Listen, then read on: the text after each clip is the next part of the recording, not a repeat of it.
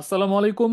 অত্যন্ত গুরুত্বপূর্ণ একটি খবর, সেটি হচ্ছে সচিবালয়ে অবরুদ্ধ হয়ে আছেন অনেক সমন্বয়ক। তার মধ্যে রয়েছেন নাহিদ ইসলাম, সার্জিস আলম, হাসনাত আব্দুল্লাহ থেকে শুরু করে আরো অনেকে। এবং এই যে সমন্বয়কদেরকে আটকে রাখা হয়েছে, এই আটকে রাখার কাজটি করেছে আনসার বাহিনী। এবং এই আনসার বাহিনী আজ সকাল থেকেই সচিবালয়ে ঘেরাও কর্মসূচি করেছিল। এবং তাদের এই ঘেরাও কর্মসূচির কারণে তারা ত্রাণবাহী, অর্থাৎ যেখানে বন্যা হচ্ছে সেই ফেনী, কুমিল্লা, নোয়াখালী অঞ্চলে যে ত্রাণ নিয়ে যাওয়ার কথা, সেই ত্রাণবাহী যানবাহনও তারা আটকে রেখেছিল। এবং জাতির এই দুর্যোগের মুহূর্তে তাদের দাবি হচ্ছে তাদের চাকরি সরকারিকরণ করতে হবে, জাতীয়করণ করতে হবে। প্রশ্ন হচ্ছে, এই গত 16 বছর ধরে এদের দাবি কোথায় ছিল? তারা কেন তখন এই ধরনের আন্দোলন করেননি? কেন এই ধরনের আন্দোলনে তারা নেতৃত্ব দেননি? বা এই ধরনের আন্দোলন নিয়ে তারা কেন হচ্ছে সরকারের কাছে কোনো ধরনের দাবি দাওয়া পেশ করেননি?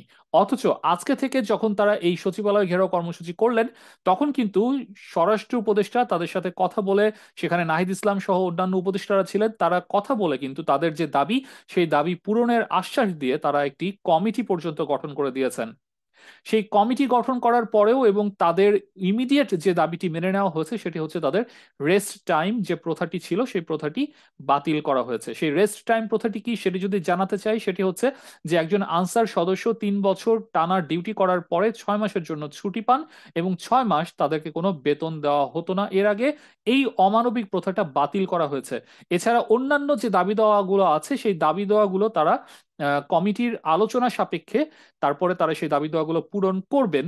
এই ব্যাপারটি সমন্বয়করা জানানোর পরেও আনসার সদস্যরা এখন পর্যন্ত তারা সেই সমন্বয়কদেরকে অবরুদ্ধ করে রেখেছেন। এবং এই সমন্বয়কদেরকে অবরুদ্ধ করার খবর যখন এসেছে, তখন টিএসসিতে বৈষম্য বিরোধী ছাত্র আন্দোলনের যে আহ, ছাত্ররা আছেন বা সাধারণ মানুষ আছেন, তারা টিএসসিতে জড়ো হচ্ছেন। তাদের অনেকের হাতে বাঁশ, লাঠি এসব দেখা যাচ্ছে, এবং তারা সচিবালয় থেকে এই আনসার সদস্যদেরকে দখল মুক্ত করে, সচিবালয়কে আনসার সদস্যদের দখল মুক্ত করে সমন্বয়কদেরকে মুক্ত করার জন্য তারা এই মুহূর্তে রাজু ভাস্কর্য থেকে সচিবালয় অভিমুখে যাবেন, এটি তারা ঘোষণা করেছেন। এবং সেখানে বৈষম্য বিরোধী ছাত্র আন্দোলনের অসংখ্য নেতাকর্মী এবং সাধারণ ছাত্র জনতা তারা জড়ো হয়েছেন। প্রশ্ন হচ্ছে, একের পর এক এই ধরনের আন্দোলনগুলো কেন হচ্ছে? কেন এই সরকারকে মাত্র 2 সপ্তাহের মধ্যে এতগুলো আন্দোলন ফেস করতে হচ্ছে? কেন 16 বছরের এই সমস্ত দাবি দেওয়া এই 2 সপ্তাহের মধ্যে সরকারকে পূরণ করতে হবে? এর পিছনে কারা আছে?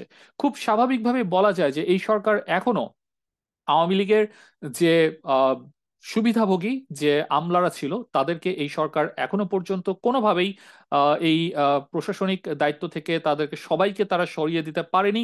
অনেকেই এখনো প্রশাসনিক দায়িত্বে আছেন, এবং এই প্রশাসনিক দায়িত্বের থেকে তারা এই উস্কানিগুলো দিচ্ছেন এবং এই পদক্ষেপগুলো নিচ্ছেন।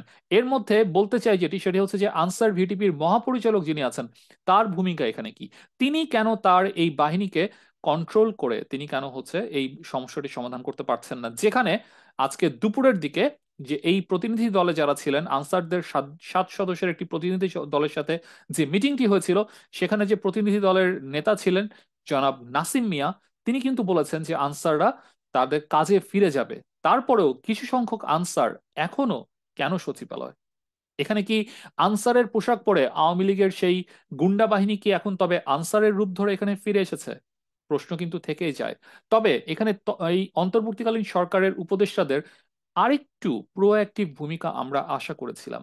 আমরা আশা করেছিলাম যে অন্তর্বর্তীকালীন সরকার অত্যন্ত দৃঢ়তার সাথে এবং অত্যন্ত দ্রুততার সাথে, দৃঢ়তার সাথে এবং দ্রুততার সাথে আওয়ামী লীগের সুবিধাভোগী সকল প্রশাসনিক কর্মকর্তাকে তারা হয় অবসর দিবে, না হলে চাকরিচ্যুত করবে।